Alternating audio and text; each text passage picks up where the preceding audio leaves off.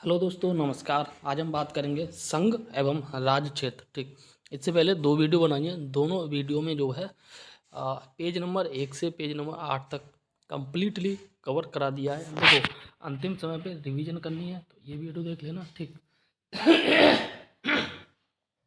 Sorry.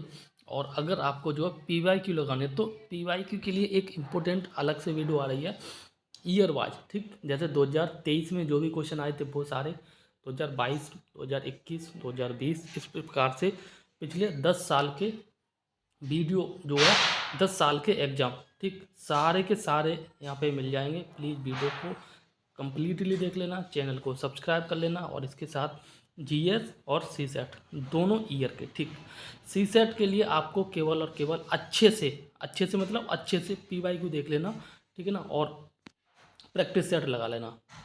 इससे ज़्यादा कुछ मत करना। ठीक, आइए डिस्कस करते हैं। ये जो सब्जेक्ट है पॉलिटी है, ठीक, और इसमें आज हम पढ़ेंगे संघ एवं राज्य क्षेत्र। ठीक, यूनियन एंड टेरिटरी। तो आइए देखते हैं। यहाँ बात की जा रही है अनुच्छेद 1 में। ठीक, अनुच्छेद 1 में क्या क्या चीज़ है वो देखते हैं। भारत के राज्य क्षेत्र में निम्न क्षेत्र शामिल होंगे। क्या क्या क्षेत्र शामिल होंगे? ठीक, राज्यों के राज्य क्षेत्र शामिल होंगे, संघ राज्य क्षेत्र शामिल होंगे और ऐसे अन्य राज्य क्षेत्र जो अर्जित किए जाएं वो शामिल होंगे। ठीक, आगे क्वेश्चन कह रहा है भारतीय संघ के अंतर्गत किसी राज्य को सम्मिलित करने का अधिकार प्राप्त हो किसे है? जो है ये संसद को है। ठीक, नेक्स्ट क्वेश्चन कह रहा है संविधान के प्रथम अनुच्छेद के अनुसार जो भारत जो है ये राज्यों का संघ होगा। और नेक्स्ट कह रहा है भारत में कितने राज्य एवं संघीय प्रदेश होंगे? ठीक, भारत में कुल जो है अभी वर्तमान में 28 राज्य एवं 8 यूटी हैं, यानी कि संघीय प्रदेश हैं, जिसमें राष्ट्रीय राजधानी क्षेत्र भी सम्मिलित है। ठीक, दिल्ली भी सम्मिलित है। ठीक, आगे बात की जा रही है लोकसभा में केंद्र शासित प्रदेशों के लिए अधिकतम कितनी सीटें आरक्षित हैं? ठीक, तो ये जो है 20 सीटें आरक्षित हैं। किसमें? लोकसभा में। कहाँ की? केंद्र शासित प्रदेशों के। ठीक, नेक्स्ट क्वेश्चन कह रहा है दो पृथक केंद्र, ठीक, क्या दो पृथक केंद्र शासित प्रदेशों के रूप में जम्मू कश्मीर का जो विभाजन किया गया था ये 31 अक्टूबर 2019 को कर दिया गया था। पहले जम्मू कश्मीर एक था और तब ये एक स्टेट था। ठीक, 31 अक्टूबर 2019 को संविधान संशोधन हुआ और उस समय जो है जम्मू कश्मीर को एक जम्मू कश्मीर बन गया और दूसरा जो है लद्दाख बनेगा और अब दोनों को जो है यूटी बना दिया गया। ठीक, आगे बात की जा रही है संघ एवं उसके राज्य क्षेत्रों के बारे में। संघ एवं इसके राज्य क्षेत्रों से संबंधित अनुच्छेद के बारे में। ठीक, जैसे अगर बात करें अनुच्छेद 1 की तो अनुच्छेद 1 में बोला गया है संघ के क्षेत्र का नाम। ठीक, अनुच्छेद 2 में बात की गई है नए राज्यों के प्रवेश के बारे में एवं स्थापना का संसद का अधिकार होता है। जैसे एक राज्य है, ठीक, अब इस राज्य को या तो दो राज्यों में बांट दिया जाए तो ये अनुच्छेद 2 के अंतर्गत होगा, या फिर जो है जैसे ये पूरा इंडिया है, ठीक, और पड़ोस में ये मान लो बांग्लादेश है। बांग्लादेश का कोई एक राज्य, ठीक है ना, और इंडिया में सम्मिलित हो गया है। ठीक, सम्मिलित होने के कई रीजन हो सकते हैं। ठीक, तो वह जो इंडिया का भाग बनेगा वह अनुच्छेद 2 के अंतर्गत बनेगा। ठीक, नेक्स्ट क्वेश्चन कह रहा है कि नए राज्यों की स्थापना। ठीक, वर्तमान राज्यों के क्षेत्रफल, सीमा एवं नामों में परिवर्तन। जैसे इंडिया का जैसे मान लो ये मध्य प्रदेश है, ठीक, मध्य प्रदेश को तोड़कर एक नया राज्य बना दिया जाए, ठीक है ना, नए राज्यों की स्थापना की जाए।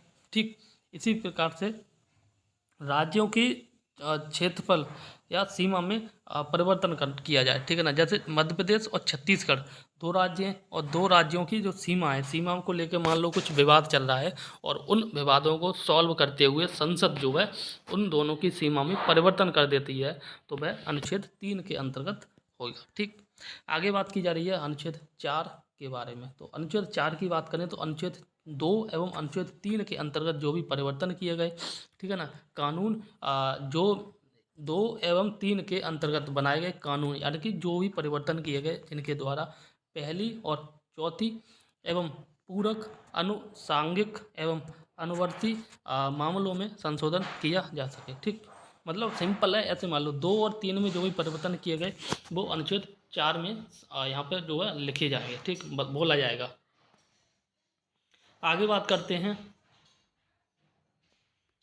नए राज्य के गठन की शक्ति किसे प्राप्त है? ठीक, तो नए राज्य के गठन की शक्ति की बात करें तो ये जो है आपको संसद को प्राप्त है। ठीक, नेक्स्ट क्वेश्चन कह रहा है राज्यों के पुनर्गठन से संबंधित फजल अली आयोग का गठन जो है किस वर्ष में किया गया था? ये 1953 में किया गया था। ठीक, नेक्स्ट क्वेश्चन कह रहा है भाषाई आधार पर जो है लिंग्विस्टिक बेसिस पर भारत में सर्वप्रथम किस राज्य का जो है गठन किया गया था? सभी को पता है 1953 में आंध्र प्रदेश को गठन किया गया था। ठीक, और राज्यों के पुनर्गठन से संबंधित फजल अली आयोग का गठन वर्ष 1953 में किया गया था। ठीक, आगे बात की जा रही है राज्य पुनर्गठन आयोग के बारे में। राज्य पुनर्गठन आयोग यानी कि स्टेट रिकॉग्निशन कमीशन ने जो है 1 नवंबर 1956 को कितने राज्य एवं केंद्र शासित प्रदेश बनाए थे? ठीक, कब? 1 नवंबर 1956 को किसने? राज्य पुनर्गठन आयोग ने। ठीक, तो ये जो बनाए थे उस समय की बात की जा रही है 1956 की, तब जो है 14 राज्य एवं 6 केंद्र शासित प्रदेश हैं। बट अभी वर्तमान में बात की जाए तो 28 राज्य और 6 केंद्र शासित प्रदेश हैं। ठीक, आगे बात करते हैं। नेक्स्ट कह रहा है सिक्किम भारत का एक राज्य, ठीक है ना, किस वर्ष बनाया गया था? ठीक, तो 36वां संविधान संशोधन के अंतर्गत, और ये संविधान संशोधन 1975 में हुआ था, 1975 में हुआ था। तब जो है सिक्किम जो है भारत का एक राज्य बना था। ठीक, पूर्ण राज्य बना था। देखो, जब 35वां संविधान संशोधन हुआ 1974 में, कब? 1974 में 35वां संविधान संशोधन हुआ, तब इसको एक सहायक राज्य के रूप में बनाया गया था। ठीक, सहायक राज्य के रूप में बनाया था। और फिर अगले साल तुरंत 36वां संविधान संशोधन 1975 में किया गया था, उस समय जो है पूर्ण राज्य बना दिया गया था। भारत जब आज़ाद हुआ था उस समय सिक्किम जो है भारत का हिस्सा नहीं था। ठीक, ये एक अलग स्टेट था, अलग स्टेट बोले तो देश था। ठीक, नेशनल था। और उसको उसके बाद जो है 1974 और 1975 में भारत में सम्मिलित करके और भारत का हिस्सा बना लिया गया। ठीक, आगे बात की जा रही है भारत में केंद्र शासित प्रदेशों का प्रशासन किसके द्वारा किया जाता है? ये जो है राष्ट्रपति द्वारा किया जाता है।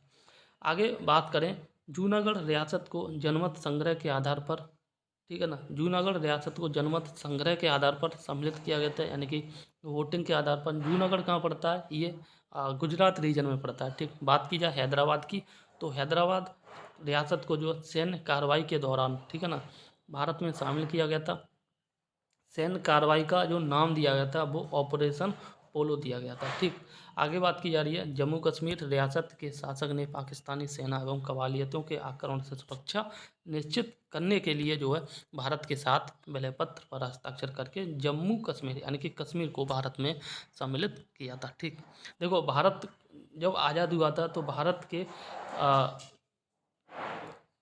जो है भारत, ऐसे मान लो भारत जो है एक झाड़ू की जो सीखें होती है ना, इसी प्रकार से राज देसी रियासतों में बिखरा पड़ा था। ठीक, ये पूरा काम जो सीखें जगह जगह पड़ी थी उन सारी सीखों को जो है एक जगह इकट्ठा किया था सरदार वल्लभ भाई पटेल ने। ठीक, उसमें 3 सीखें रह गई थी। ठीक, एक रह गया था जूनागढ़, एक हैदराबाद और तीसरा जो है जम्मू कश्मीर।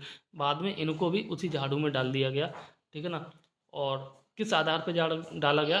जूनागढ़ को जनमत संग्रह के आधार पर, हैदराबाद को सैन्य कार्रवाई के आधार पर और जम्मू कश्मीर को जो है विलय पत्र के आधार पर।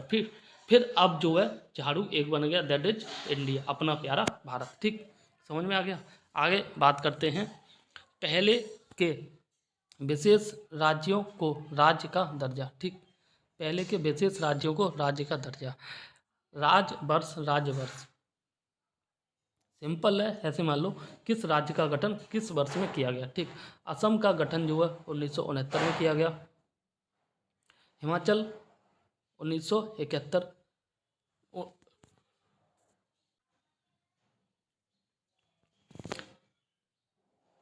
हिमाचल पहले यूटी था और उसके बाद 1971 में इसे जो है पूर्ण राज्य बना दिया गया। ठीक, फिर मेघालय 1972, सिक्किम 1975 76, नागालैंड 1969, मणिपुर 72 और त्रिपुरा 72 और मिजोरम जो है ये 1986 में। ठीक, अरुणाचल की बात करें तो ये अरुणाचल जो है 86 87 में और मिजोरम भी 86 87 में। ठीक,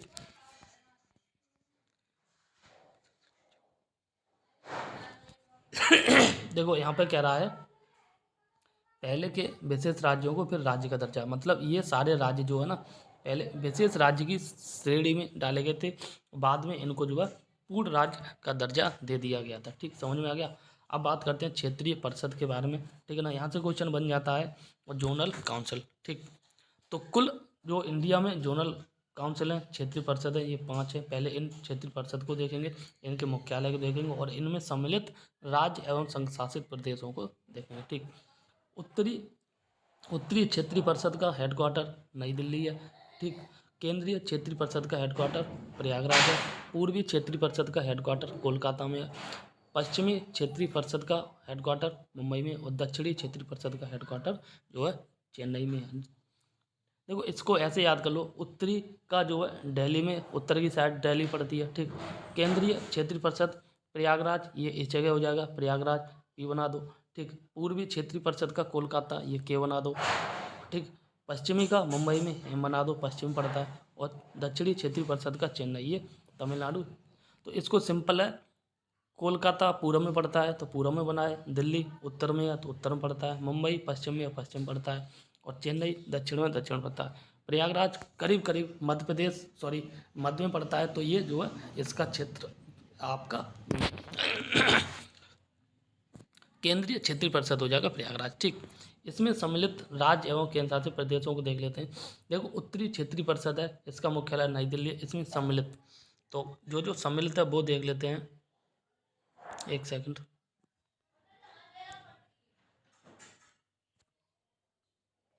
वो देख लेते हैं। ठीक है ना, जैसे जम्मू कश्मीर उत्तरी क्षेत्रीय परिषद जो दिल्ली हेडक्वार्टर, इसमें सम्मिलित है। जम्मू कश्मीर, लद्दाख, हिमाचल प्रदेश, हरियाणा, पंजाब, राजस्थान, दिल्ली, चंडीगढ़। ठीक, केंद्रीय क्षेत्रीय परिषद प्रयागराज की बात करें तो उत्तर प्रदेश, उत्तराखंड, ठीक है ना, मध्य प्रदेश और छत्तीसगढ़। उत्तर प्रदेश कहाँ पे सम्मिलित है? केंद्रीय क्षेत्रीय परिषद, और उत्तर प्रदेश में ही प्रयागराज है। ठीक, आगे बात करें आपका पूर्वी क्षेत्रीय परिषद कोलकाता हेडक्वार्टर, इसमें जो है आपका बिहार, झारखंड, पश्चिम बंगाल, उड़ीसा और सिक्किम पड़ता है। ठीक, पश्चिमी क्षेत्रीय परिषद हेडक्वार्टर मुंबई है, इसमें जो है गुजरात, महाराष्ट्र, गोवा, दादरा व नगर हवेली व दमन दीव पड़ता है। ठीक, आगे बात करें दक्षिण क्षेत्रीय परिषद चेन्नई हेडक्वार्टर तमिलनाडु, और इसमें जो है आपका आंध्र प्रदेश, कर्नाटक, तमिलनाडु और केरल, पुडुचेरी और तेलंगाना पड़ता है। ठीक, आगे बात की जा रही है दिसंबर 1953 में जो है फजल अली की अध्यक्षता में एक 3 सदस्यीय राज्य पुनर्गठन आयोग का गठन किया गया था। ठीक, कब? 1953 में फजल अली की अध्यक्षता में 3 सदस्य थे और राज्य पुनर्गठन आयोग का गठन किया गया था। ठीक, आगे बात करते हैं भारत के 28 राज्य और केंद्र शासित प्रदेश। ठीक, राज्य और राजधानी इम्पोर्टेंट है, याद कर लेना, कई बार इनके डिस्ट्रिक्ट भी पूछ ले जाते हैं। ठीक, देखो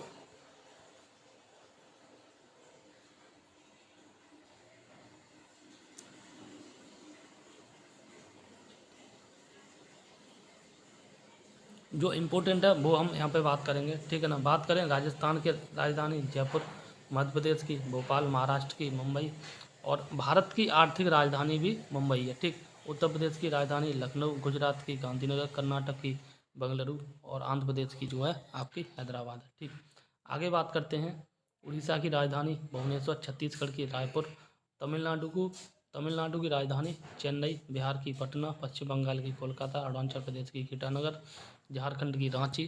ठीक, आगे देखते हैं असम की राजधानी दिसपुर, हिमाचल प्रदेश की शिमला और धर्मशाला। हिमाचल प्रदेश की 2 राजधानी है, शिमला और धर्मशाला। ठीक,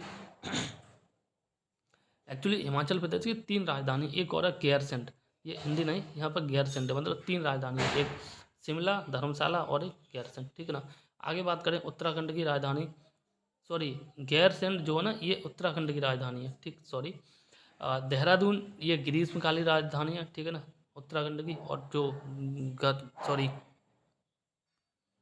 गैरसैंण है ये आपकी सर्दियों की राजधानी है। ठीक, इसी प्रकार से हिमाचल प्रदेश की बात करें तो हिमाचल प्रदेश की भी 2 राजधानी है। ठीक, पहली ये गर्मियों वाली राजधानी है शिमला, ठीक, और सर्दियों वाली राजधानी धर्मशाला। ये अंग्रेजों ने 2 राजधानी बनाई थी, क्योंकि अंग्रेज यूरोप के थे और यूरोप में बहुत ज़्यादा गर्मी नहीं पड़ती है, इसलिए उन्होंने अपनी सुविधा अनुसार, वातावरण के अनुसार जो है 2 राजधानी बनाई थी। ठीक, आगे बात की जा रही पंजाब की राजधानी चंडीगढ़, हरियाणा की राजधानी चंडीगढ़। केरल की राजधानी तिरुवनंतपुरम। मेघालय की राजधानी आपकी शिलोंग। ठीक, नेक्स्ट है मणिपुर की राजधानी इम्फाल। मिजोरम की राजधानी आइजोल। नागालैंड की राजधानी कोहिमा और त्रिपुरा की राजधानी अगरतला।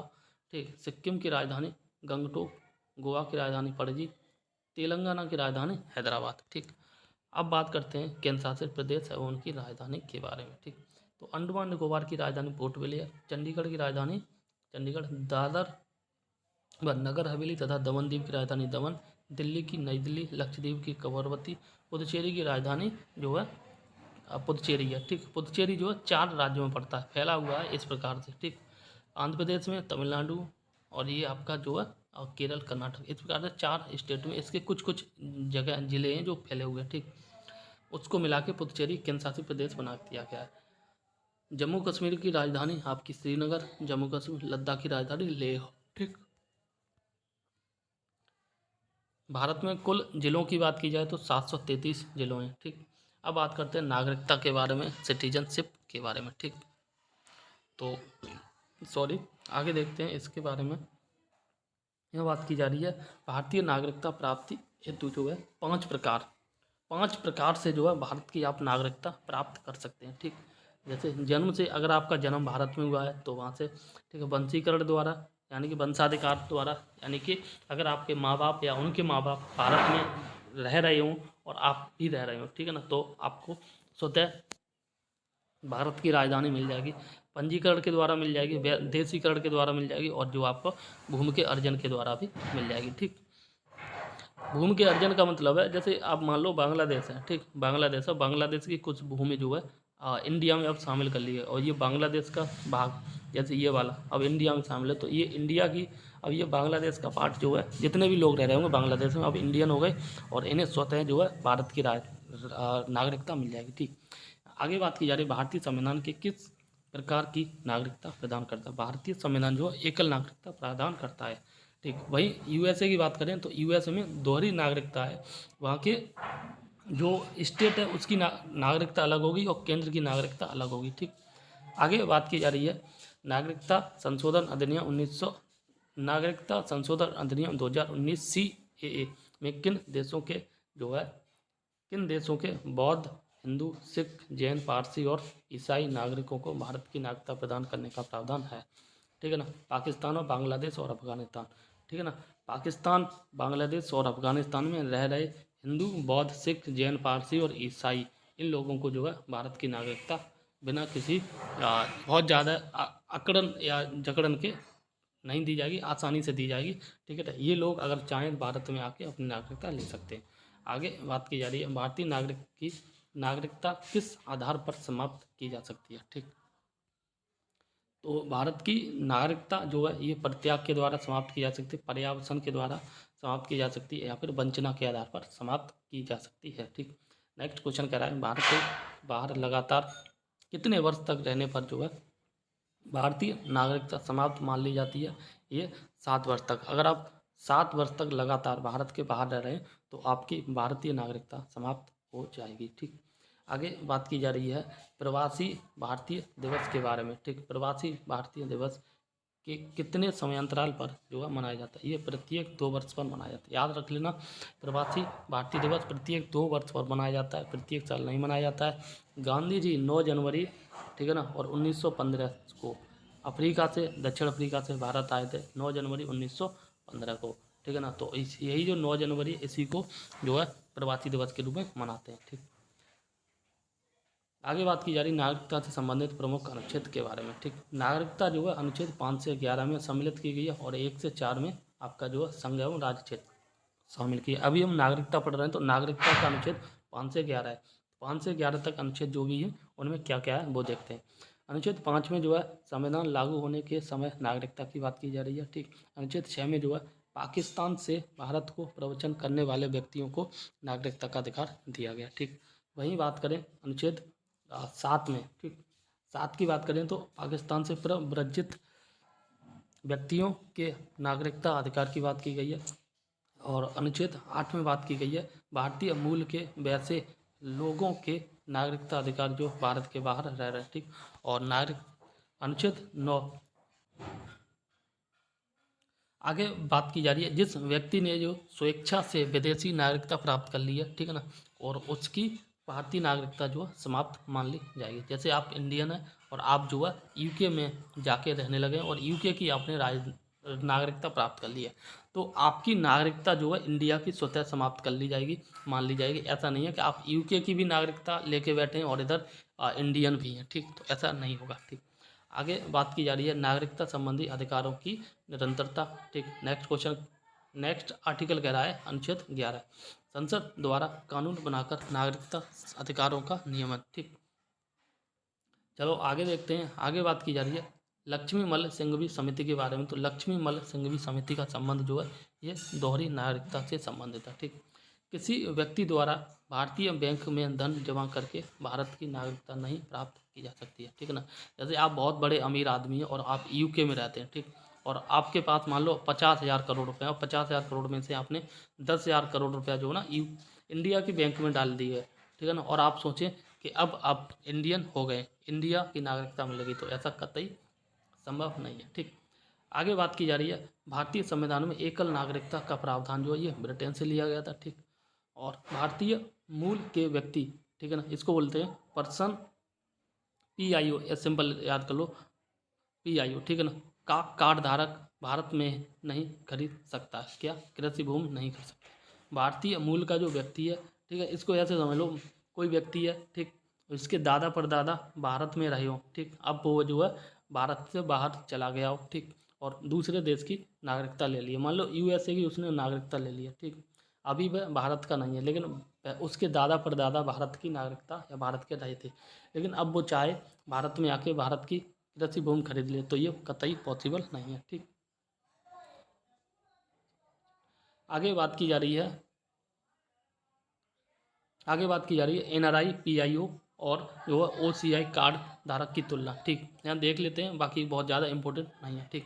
परिभाषा की बात करें तो NRI की परिभाषा देखते हैं पहले, ठीक है ना। तो NRI की परिभाषा में कह रहा है भारतीय नागरिक जो साधारणतः भारत के बाहर निवास करता है, भारतीय पासपोर्ट धारक कहलाता है, ठीक। PIO की बात करें, स्वयं या उसका कोई पूर्वज भारतीय नागरिक रहा है, वह वर्तमान में अन्य देश की नागरिकता प्राप्त है जिसका कोई पासपोर्ट धारक है, ठीक।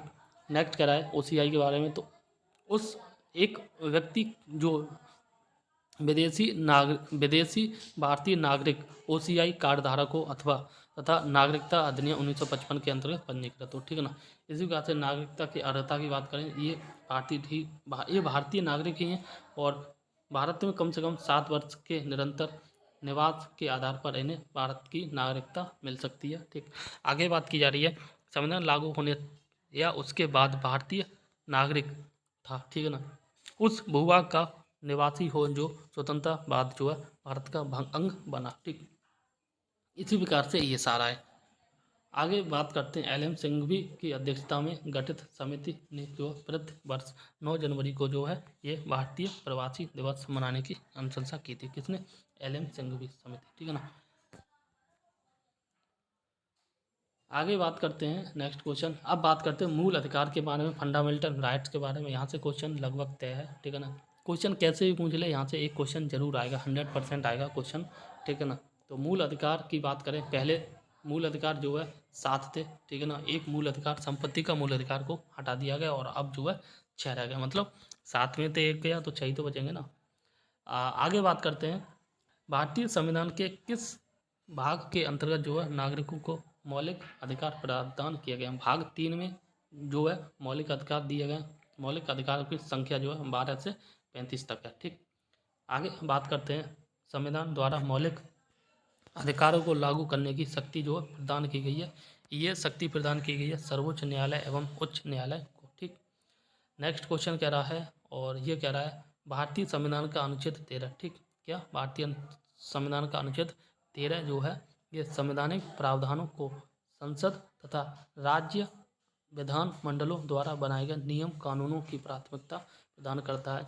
इसी प्रकार से नेक्स्ट क्वेश्चन कह रहा है भारतीय संविधान, क्या भारतीय संविधान के अनुच्छेद 13 का मुख्य उद्देश्य जो है किसके संदर्भ में संविधान की सर्वोच्चता सुनिश्चित करता है। संविधान की सर्वोच्चता जो है ये मौलिक अधिकारों के बारे में सुनिश्चित करता है। भारतीय संविधान में समानता के अधिकार का विस्तार जो है ये अनुच्छेद 14 से 18 में बात की गई है। ठीक, किसका? समानता का अधिकार। ठीक, 14 से 18 में बात की गई समानता के अधिकार की। ठीक, आगे बात करते हैं। आगे बात की जा रही है भारतीय संविधान का कौन सा अनुच्छेद जो है विधि के समक्ष समता के अधिकार, ठीक है ना, एक राइट टू इक्वलिटी से संबंधित है। ये विधि के समक्ष समता की बात करता है, अनुच्छेद 14। ठीक, और वहीं अनुच्छेद 15 की बात करें तो ये अनुच्छेद जो है 15 जन्म, लिंग, मूल वंश, जाति, धर्म के आधार पर विभेद का प्रतिषेध करता है, अनुच्छेद 15। और एक मूल अधिकार है, ठीक है ना, जिसे समानता के अधिकार के अंतर्गत रखा गया है। ठीक, आगे बात करते हैं भारतीय संविधान की प्रस्तावना में प्रयुक्त समाजवाद शब्द को किस अनुच्छेद के साथ जो है समग्रता में रखकर सर्वोच्च न्यायालय द्वारा समान कार्य के लिए समान वेतन का मौलिक अधिकार प्रदान किया गया। ये अनुच्छेद 14 से 16 में। ठीक, अनुच्छेद 14 और 16 में बात की गई है। आगे बात की जा रही है भारतीय संविधान के अनुच्छेदों में से कौन सा एक लोक नियोजन के विषय में भारत के सभी नागरिकों को अवसर की समानता की गारंटी देता है? ये अनुच्छेद 16 है। ठीक, देखो अनुच्छेद 14, अनुच्छेद 15, ठीक है ना, और अनुच्छेद 16, ठीक है ना, ये तो लोक नियोजन में समानता देता है। जैसे आप कहीं नौकरी कर रहे हैं तो समान वेतन की बात कही जाएगी। ठीक है, यहाँ पर जाति लिंग के आधार पर आपके साथ कोई भेदभाव नहीं होगा, जाति लिंग धर्म वंश के आधार पर, ठीक है ना। और यहाँ पे जो है ये आपका अनुच्छेद 14 में बात की गई है, अनुच्छेद 14 में जो बात की गई है ये समता के अधिकार की बात की गई है। ठीक, आगे बात करते हैं भारतीय संविधान के अनुच्छेदों में से कौन सा एक लोक नियोजन के विषयों में भारत के सभी नागरिकों को अवसर की समानता की गारंटी प्रदान करता है? ये अनुच्छेद 16(1) और 16(2) जो है ये लोक नियोजन में अवसर की समानता प्रदान करता है। ठीक, अब बात करते हैं संविधान उपबंध के बारे में। ठीक, तो संविधान उपबंध के बारे में बात करें तो यहाँ पर केवल भारतीय नागरिकों को प्राप्त मूल अधिकार, ठीक है ना, और भारतीय एवं विदेशी नागरिकों को प्राप्त मूल अधिकार। ठीक, तो मतलब कौन कौन से अधिकार हैं जो केवल भारतीय नागरिकों को प्राप्त हैं और कौन कौन से अधिकार हैं जो या कौन कौन से मूल अधिकार हैं जो विदेशों को सी जो नागरिक उनको भी प्राप्त हैं और भारत के नागरिकों को भी प्राप्त हैं। ठीक, पहले हम जो भारतीय नागरिक हैं इनको प्राप्त मूल अधिकार के बारे में बात करेंगे।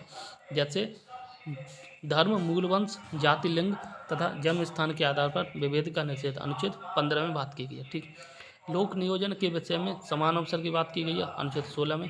ठीक, आगे बात करते हैं वाक अभिव्यक्ति शांतिपूर्वक एवं शस्त्र रहित बिना शस्त्र के बिना हथियार के जो है सम्मेलन करने, संघ सरकारी समिति बनाने और भारत के राज्य क्षेत्र में जो अबाध संचरण एवं बसने पर तथा व्यापार करने की स्वतंत्रता, ये जो है आपके अनुच्छेद 19 में, मतलब बोलने का अधिकार, ठीक है ना, शांतिपूर्वक धरना प्रदर्शन करने का अधिकार, समिति बनाने का अधिकार, संघ बनाने का अधिकार, जो अनुच्छेद 19 में बात की गई। ठीक, आगे अल्पसंख्यक वर्गों के हितों के संरक्षण की बात अनुच्छेद 29 में की गई है। वही शिक्षण संस्थाओं की स्थापना तथा प्रशासन करने का अल्पसंख्यक वर्गों का अधिकार, ये अनुच्छेद 30 में बात की गई है। यानी कि जो भारत के नागरिक हैं, ठीक है ना, भारत के नागरिकों को प्राप्त मूल अधिकार की बात की जाए तो अनुच्छेद 15, अनुच्छेद 16, अनुच्छेद 19, अनुच्छेद 29 और अनुच्छेद 30, ठीक है ना, 5 अनुच्छेद के अंतर्गत जो है ये बात की गई है जिसमें केवल भारतीय नागरिकों को मूल अधिकार दिए गए हैं। ठीक, आगे बात करते हैं विधि के समक्ष समता और विधियों का समान संरक्षण, अनुच्छेद 14 में, ठीक है ना। आगे बात करें अपराधों के लिए दोष सिद्धि के संबंध में संरक्षण, अनुच्छेद 20 में, जीवन का अधिकार अनुच्छेद 21 में और शिक्षा का अधिकार जो अनुच्छेद 21A में, ठीक है ना। भारतीय संविधान इसीलिए इतना महान है क्योंकि भारतीय संविधान में जो है विदेशी नागरिकों के हितों की रक्षा भी की गई है। ठीक, आगे बात कर रहा है कुछ दशाओं में गिरफ्तारी एवं निषेध से संरक्षण, अनुच्छेद 22 में।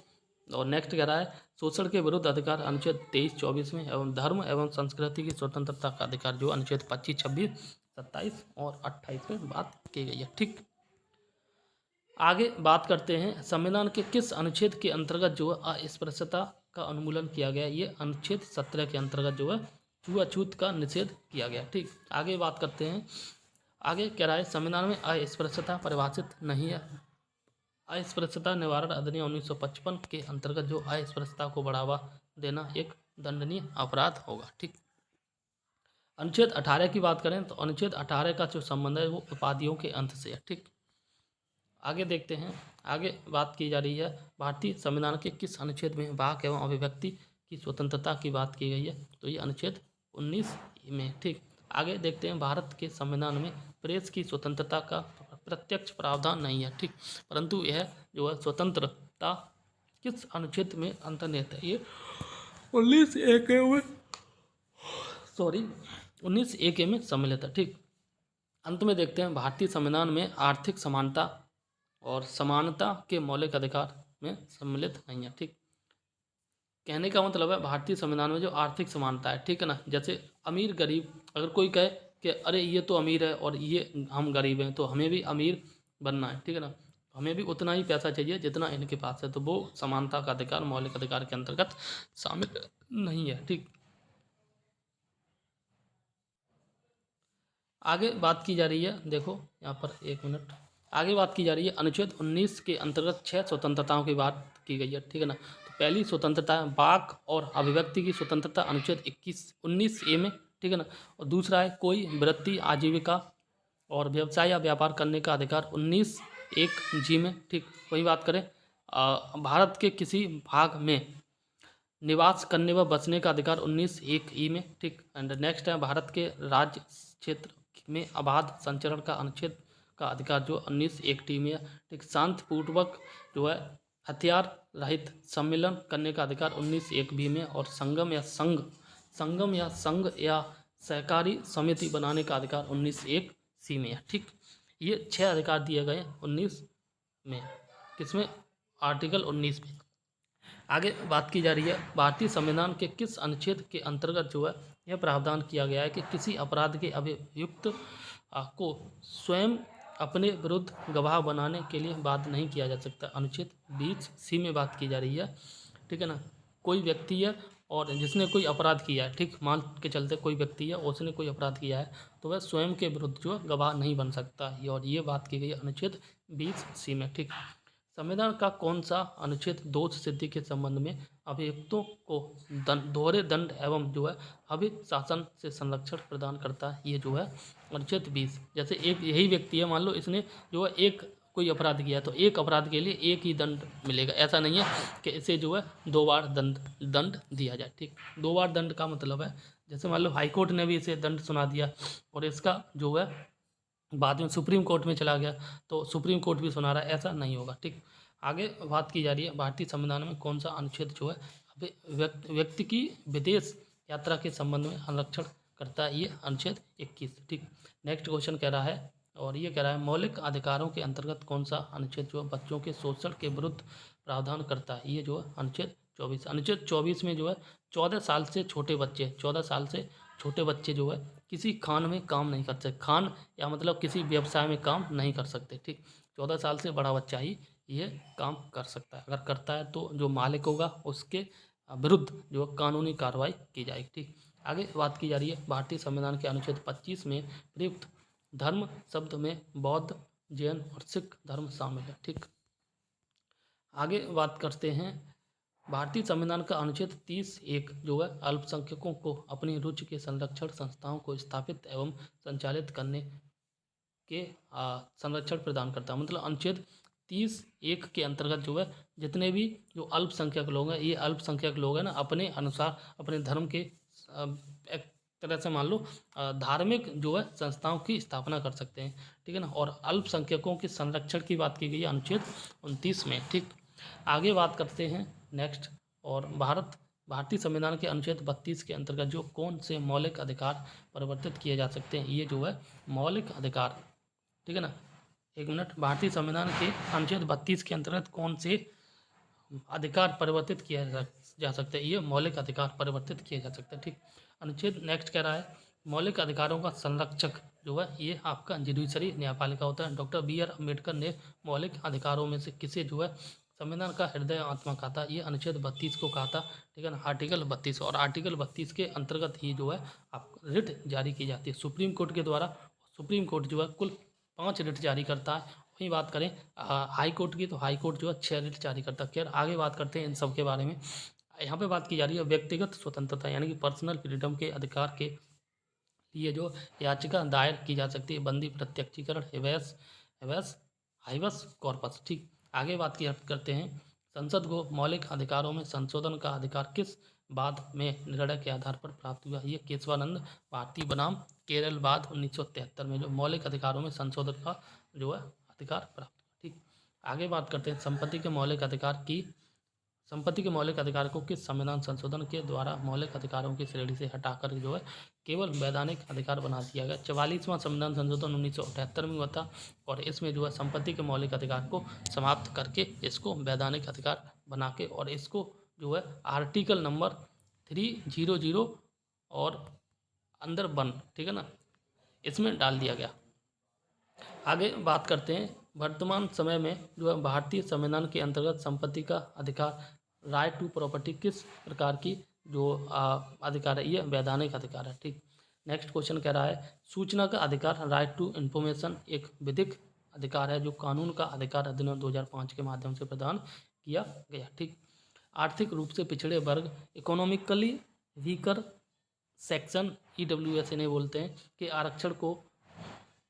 के आरक्षण प्रदान करने के लिए संविधान में कौन से अनुच्छेद दिए गए? ठीक, अनुच्छेद 15, 6 और 16, 6 में बात की गई EWS को आरक्षण प्रदान करने की। ठीक, वर्ष 6 से 14 वर्ष की आयु के बच्चों को प्रदत्त शिक्षा का अधिकार किस प्रकार का अधिकार है? ये मूल अधिकार है, ठीक है ना। अनुच्छेद इसको जो है 300A में सम्मिलित किया गया। ठीक, और ये गलत लग रहा है मुझे, अनुच्छेद जो है ये 6 से 14 वर्ष के बच्चों को ये बाद में मूल अधिकार में सम्मिलित है, ठीक है ना, और इनको जो है बाद में मूल अधिकार के रूप में सम्मिलित किया गया, इनका अनुच्छेद 301। खैर, यहाँ बात करते हैं, भारतीय संविधान द्वारा जो प्रदत्त संवैधानिक उपचारों का अधिकार गैर नागरिकों को भी उपलब्ध है। ठीक, नेक्स्ट बात करते हैं, कौन सा मूल अधिकार जो है राष्ट्रीय आपातकाल, नेशनल इमरजेंसी, अनुच्छेद 352 में भी समाप्त या सीमित नहीं किया जा सकता है? व्यक्तिगत स्वतंत्रता तथा जीवन का अधिकार। नेक्स्ट क्वेश्चन कह रहा है, बंधुआ मजदूर जिसको उन्मूलन और अधिनियम बॉन्ड लेबर अबोलिशन एक्ट संसद द्वारा किस वर्ष पारित किया गया? ये 1976 में पारित किया गया। ठीक, आगे बात करते हैं मूल अधिकार के बारे में, अनुच्छेद, ठीक है, जैसे समानता का मूल अधिकार, ये अनुच्छेद 14 से 18 में बात की गई है। ठीक, स्वतंत्रता के मूल अधिकार की बात की गई अनुच्छेद 1922 में, शोषण के विरुद्ध मूल अधिकार की बात की गई अनुच्छेद 23-24 में। ठीक, और धर्म की स्वतंत्रता का अधिकार 25 से 28 में, संस्कृति और शिक्षा संबंधी मूल अधिकार की बात की गई 29 से 30 में, और वहीं बात करें संवैधानिक उपचारों के अधिकार की तो ये अनुच्छेद 32 में बात की गई है। ठीक, नेक्स्ट वीडियो में हम नेक्स्ट टॉपिक पढ़ेंगे और जिसका नाम है राज्य के नीति निर्देशक तत्व।